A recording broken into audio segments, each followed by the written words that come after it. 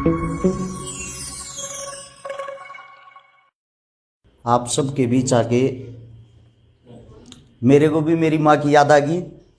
भाई साहब की बातें सुन रहा था, आंखें भरी हुई हैं, लेकिन फिर भी मैं कुछ बातें कहना चाहता हूँ मेरी ज़िंदगी से ही जुड़ी हुई। मुझे नहीं पता अनाथ आश्रम किस लिए बना रखे हैं, और ना ही मुझे ये पता वहाँ किसकी माताएं रहती हैं, लेकिन मेरे अंदर एक दुख है, एक दर्द है। मैं कोई समाज सेवी नहीं हूँ और ना ही मेरा नाम हर्ष है। मैं अपने जीवन की बातें बताता हूँ। मैं 7 साल का था, मेरी माता जी को चोट लग गई थी, रीढ़ की हड्डी टूट गई थी। सफदरजंग हॉस्पिटल है एक, बचपन में नाम सुना था, दिल्ली के अंदर, अब तो देख भी लिया। उसके बाद मेरी माँ 1 हफ्ते तक तड़पती रही। ना ही हमारे पास कोई सिफारिश थी, ना ही उस टाइम पे हमारे पास कोई पैसा था। पैसे के अभाव के कारण मेरी माता जी का इलाज नहीं हो पाया और मेरी माँ स्वर्ग सिधार गई। जिस समय मेरी माँ दुख में थी, दर्द में थी, मेरी माँ ने जो मेरा नाम रखा था वो मेरा नाम मेरे हाथ पे, मेरा नाम हरीश रखा था। मैं थोड़ा सिद्धांती हूं, मेरे हाथ पैरों पे कुछ ना कुछ टैटू होंगे, लेकिन उन सब चीजों का कोई ना कोई मतलब है। मेरी माँ की बोलते समय जुबान लड़खड़ाती थी। मेरी माँ जब मेरे से पानी मांगती थी तो वो हरीश नहीं बोल पाती थी, वो मेरे को हर्ष बोल पाती थी। मेरी माँ तो नहीं रही, लेकिन मैंने यही सोचा था जो मेरी माँ की जुबान से मेरा नाम निकल रहा ना, मैं ये चाहता हूं सबकी जुबान से आने वाले समय में वही नाम निकले। और एक मेरा छोटा भाई बोल रहा था गरीबी के बारे में कुछ बात। पहले तो मैं आप लोगों को बता दूं, आज लगता है भाई ठीक ठाक कपड़े पहन रहा है, ठीक ठाक नहा धो के रस छिकारा खड़ा है। 7 साल की उम्र में माता जी चली गई थी, उसके 6 महीने बाद दादा दादी स्वर्ग सिधार गए थे। पापा इतना बड़ा झटका सहन नहीं कर पाए थे, जिसके कारण पागल हो गए थे। कम से कम 4 से 5 साल तक रोहतक पीजीआई में इलाज चला। मात्र 14 साल की उम्र में मैं जो बड़े बड़े ट्रक होते हैं, रोडी डस्ट के ट्रक खाली कर आ रहा था, और उसको खाली करने की जो दिहाड़ी होती है वो 300 रुपये मिलती है, जिसको मिलके 2 या 3 आदमी करते हैं। मेरी उम्र कम होने के कारण मेरे को 150 रुपये मिलते थे। काम मैं उनके जितना ही करता था, लेकिन मेरे को आधी दिहाड़ी मिलती थी। 6ठी क्लास में 12 रुपये फीस होती थी सरकारी स्कूल की, मैं दे नहीं पाता था। मेरी पढ़ाई बहुत ज्यादा वीक रही है, बहुत से भी बहुत ज्यादा वीक रही है, क्योंकि मैं पढ़ नहीं पाया। मेरे ऊपर कोई दबाव नहीं था, मेरे को कोई संभालने वाला नहीं था। लेकिन जीवन में मेरी मां ने 2 चीजें सिखाई थी। बेटा, एक तो नशा मत करना, एक किसी भी बहन बेटी को गलत नजर से मत देखना। आज मेरी उम्र 32 साल हो गई है। 32 साल की उम्र में आज तक मेरे को किसी भी नशे का ये भी नहीं पता है इसका टेस्ट क्या होता है। और सिवाय अपनी औरत के जो मेरे सगे संबंधी, जैसे कि मेरी जो साड़ी भी, मैं उसको भी बहन कह के बुलाता हूं।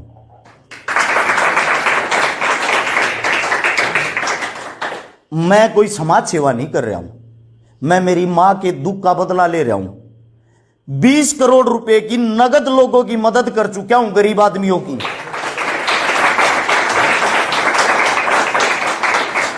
700 से 750 उन परिवारों की मदद कर चुका हूं जिनके घर पीने के पानी के लिए मटका भी नहीं था। किसी का इलाज करवाया तो किसी का एडमिशन करवाया तो किसी का ऑपरेशन करवाया। 85 से 90 उन बहनों की शादी कर चुका हूं जिनके घर में ना मां है, ना भाई है, ना बहन है, ना ही उनको कोई संभालने वाला था।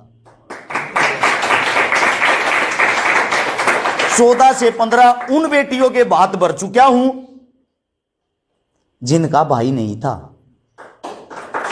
और आज के समय में अपने आप को भाग्यशाली समझता हूं। मैं किसी बड़े बाप की औलाद नहीं हूं, मैं इतने गरीब परिवार से हूं। आजकल लोग अंदाजा लगाते हैं हर्ष छिकारा 1 किलो का कड़ा पहनता है, हर्ष छिकारा अच्छी वॉच पहनता है, हर्ष छिकारा अच्छे जूते पहनता है। उसके पीछे की गरीबी किसी को नहीं दिखती। इतने दिन जो मेहनत की वो किसी को नजर नहीं आती।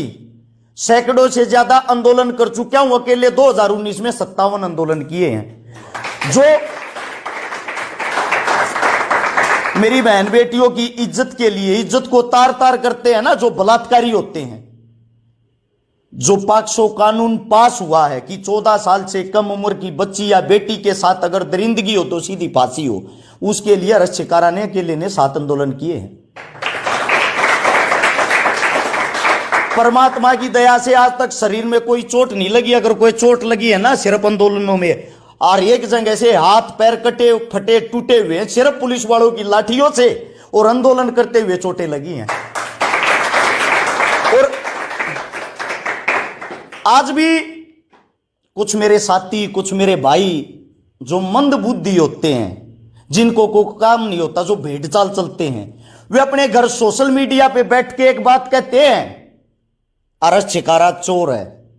लेकिन आज जो मेरा बाप, मेरा पिता, जिसकी मानसिक हालत सब कुछ ठीक है, जो मेरे साथ रहता है, मेरा बाप सुबह उठते ही जब घर से बाहर निकलता उसको 20 आदमी राम राम करते ना, अरश शिकारा का पिता जा रहा। मेरा बाप एक बात कहता है, मेरा बेटा बब्बर शेर है।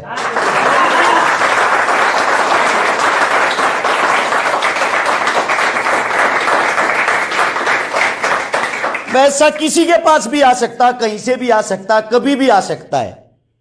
मेरे साथियों, इज्जत नहीं आती। जो आप कमाने लग रहे हो ना, और जो कमाओगे वो इज्जत है जो अनमोल होती है, जिसकी कोई कीमत नहीं होती। आने वाले समय के आप लोग स्टार हो, अपनी इज्जत तार तार मत होने देना साथियों। उंगलियां उठाने वाले ऐसे ही रह जाएंगे। ये मैंने मेरे जीवन की सच्चाई बताई है। मैं अपने जीवन की जो सच्चाई वो इसलिए बता रहा हूं, मेरे मन में भी बार बार एक ख्याल आए, मैं मर जाऊं, मेरा क्या जीवन है। 2016 में ही मेरी शादी हुई है। जिस वक्त मेरी शादी हुई 64.5 लाख रुपए का मेरा कर्जा था। जिस वक्त शादी हुई, मेरा भाईचारा बहुत बड़ा है और मेरा भाईचारा पागल भी है। मेरे को मांगने से ही पैसे दे देता है। मेरा भाईचारा ही है जिसने कड़ा दिलवा रखा, घड़ी दिलवा रखी, कपड़े दिलवा रखे, सब कुछ। सच बताऊं तो 1 इंच जमीन भी नहीं है मेरे पास। ये मेरी रियलिटी है। अभी अभी मैंने 80 गौशाला में जो टूटी फूटी गौ माताएं होती है ना, जिनका कोई इलाज नहीं करता, जो रोडों पर घूमती हैं, आवारा गौ बोलते हैं जिनको, उन गौ माताओं के लिए 30 लाख रुपए का मोल किला जमीन दान दी है लेके। लोग सोच रहे हैं सब दिखावे के लिए कर रहे हैं, दिखावा है ये। मैं सभी साथियों को एक बात कहता हूं, ये दिखावा करके तो देखो साथियों, ये दिखावा करके देखो। कैया के नाम होते हैं ता बदनाम होते हैं, कई बदनाम होते हैं ता नाम होते हैं। आप सबका और हमारा नाम हुआ तो हम बदनाम हुए हैं। लोग ऐसे ही लगे रहेंगे, ऐसे ही चलते रहो। मंजिल बहुत नजदीक है। 0 से आप 10 पर आ चुके हो, अब 100 की स्पीड पर चलना आप लोगों के हाथ में है। बहुत ज्यादा प्यार प्रेम मिला, बहुत ही अच्छा लगा यहाँ के। मैं फिर दोबारा से ये बात कहता हूं, जो पढ़ाई में गरीबी में मेरी कसर रही थी, कमी रही थी, अरश शिकारा आप लोगों को बता देना चाहता, आज मैं वो पूरी कर रहा हूं।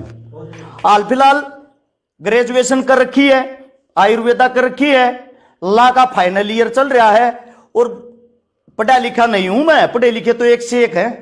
बहुत ही जबरदस्त इंसान हैं जिनके पैर धो धो पीने चाहिए। जैसे कि मैं यहां बैठे हुए इंसानों की बात करता हूं, मेरी बहन जिसका बोलने का तरीका अलग था, एक भी शब्द ऐरा पैरा कैसे हो जाए।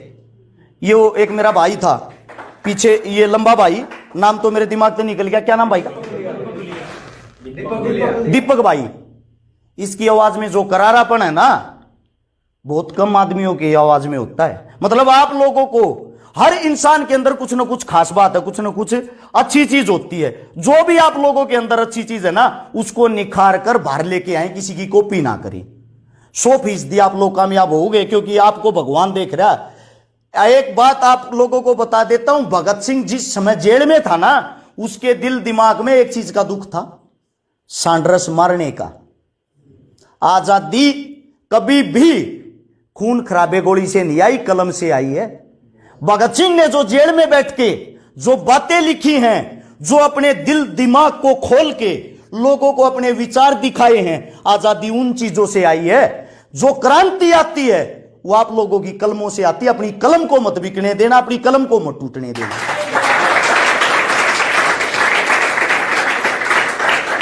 मेरी बात ज्यादा लंबी चौड़ी होगी, माफी चाहता हूं। सभी साथियों ने इतना प्यार दिया, सभी बहनों ने इतना प्यार दिया, आप सभी का धन्यवाद। राम राम, जय हिंद।